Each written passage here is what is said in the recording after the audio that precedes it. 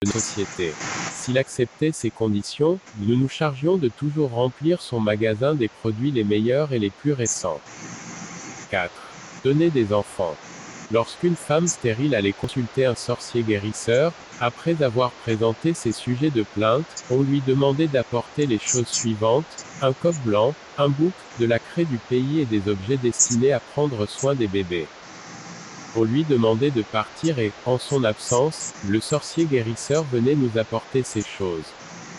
Nous procédions alors à certains mélanges difficiles à expliquer par écrit, et qui devaient comporter des cendres humaines. Le sorcier utilisait ce talisman pour préparer de la nourriture destinée à la femme. Elle devenait enceinte et donnait naissance à un bébé. Mais ce n'était pas un être humain normal. S'il s'agissait d'une fille, elle pouvait vivre et même se marier, mais elle devait rester stérile toute sa vie. S'il s'agissait d'un garçon, il pouvait vivre et même recevoir une éducation, mais il devait mourir brutalement. Ces enfants ne vivent jamais assez longtemps pour ensevelir leurs parents. J'aimerais mentionner ici que la plupart des cas de stérilité sont causés par des démons.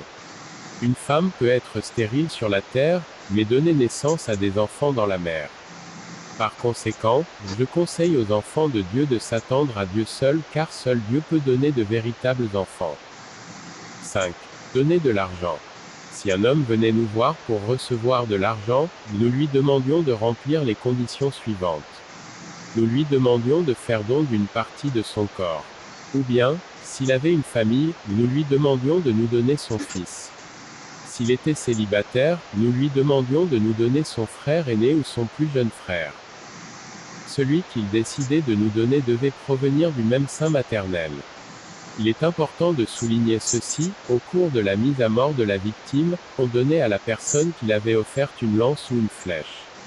On faisait défiler dans un miroir tous les membres de sa famille. Dès que la personne qui l'avait donné passait dans le miroir, on lui demandait de la frapper, et dès qu'il le faisait, la victime mourait là où elle se trouvait. Il y avait d'autres méthodes, mais quelle que soit la méthode, Satan veillait toujours à ce que le donateur soit responsable de la mort de sa victime, en lui demandant de frapper lui-même la victime. Souvenez-vous que Satan ne fait jamais de dons gratuits. Chapitre 4 : Comment Satan combat les chrétiens.